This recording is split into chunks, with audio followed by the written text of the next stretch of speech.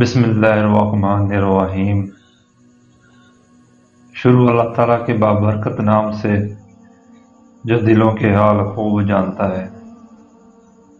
دیکھتی آنکھوں اور سنتے کانوں کو السلام علیکم۔ ناظرین، 100 سال بعد اس تحریر کو پڑھنے والا ہر شخص زیر زمین مدفون ہوگا۔ ہماری ہڈیاں ریزہ ریزہ ہو کر خاک ہو چکی ہوں گی۔ تب تک جنت یا جہنم کا فیصلہ بھی ہمیں معلوم ہو چکا ہوگا، جبکہ اس دوران سطح زمین کے اوپر ہمارے چھوڑے ہوئے گھر کسی اور کے ہو چکے ہوں گے۔ ہمارے دیگر اثاثے کوئی اور استعمال کر رہا ہوگا اور ہماری محنت اور محبت سے حاصل شدہ گاڑیاں کوئی اور استعمال کر رہا ہوگا۔ اس وقت کسی کے حاشیہ خیال میں بھی ہم نہ ہوں گے۔ بھلا آپ اپنے پردادا یا پردادی کے بارے میں کبھی سوچتے ہیں تو کوئی ہمارے بارے میں کیوں سوچے گا؟ آج زمین کے اوپر ہمارا وجود، جس کی بنیاد پر یہاں ہمارا ہر وقت کا شور ہے، یہ سب کچھ ہم سے پہلے کسی اور کا تھا اور ہمارے بعد یقینی طور پر کسی اور کا ہونے والا ہے۔ کوئی ایسا ہونے سے روک نہیں سکتا۔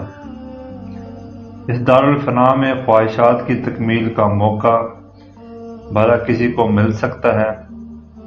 سال 2119 میں ہم سب کو اپنی اپنی قبر میں اس دنیا کی حقیقت کا اشکارا ہو چکی ہوگی۔ ہائے افسوس! اس دھوکے کے گھر میں کسی احمقانہ خواہشات اور کیسے جاہلانہ تبصرے ہم نے بنا رکھے تھے۔ تب ہم پر یہ حقیقت بھی عیاں ہو جائے گی کہ اے کاش ہم نے اپنی ترجیحات میں اللہ اور اس کے رسول صلی اللہ علیہ وسلم کی وفاداری کو سب سے مقدم رکھا ہوتا تو آج سب کچھ دنیا میں چھوڑ کر آنے کی بجائے قبر کا زاد راہ اور اعمال صالحہ کی شکل میں صدقہ جاریہ بھی ساتھ لا سکتے۔ تب ہمیں یہ بھی معلوم ہو چکا ہوگا کہ دنیا اس لائق ہرگز نہ تھی کہ اس کے لیے اتنا سب کچھ جان، مال، وقت اور تمام صلاحیتیں داؤ پر لگا دی جائیں۔ آج 2021 میں یہ مضمون پڑھنے والے بہت سے لوگ 21 سے 19 میں یہ تمنا کر رہے ہوں گے، اے میرے پروردگار، مجھے واپس دنیا میں بھیج دے تاکہ جو کچھ وہاں چھوڑ آیا اس میں واپس جا کر نیک اعمال کر سکوں۔ لیکن اس درخواست کا جواب بہت سخت ملے گا۔ ہرگز نہیں، یہ صرف ایک بات ہے جو یہ کہہ رہا ہے۔ اب تو قیامت تک ان کے پیچھے باڑ لگا دی گئی ہے۔ 2119 میں قبر میں وہ شخص یہ تمنا بھی کرے گا، ہائے میری ہلاکت و بربادی، میں اپنی زندگی کے لیے کچھ آ کے بھیج دیتا۔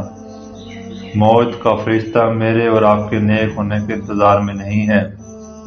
آئیے دوستو، موت کے فرشتہ کا انتظار کرنے کی بجائے موت کی تیاری کریں اور اسی لمحے سے اعمال صالحہ والی زندگی اختیار کریں۔ جزاک اللہ۔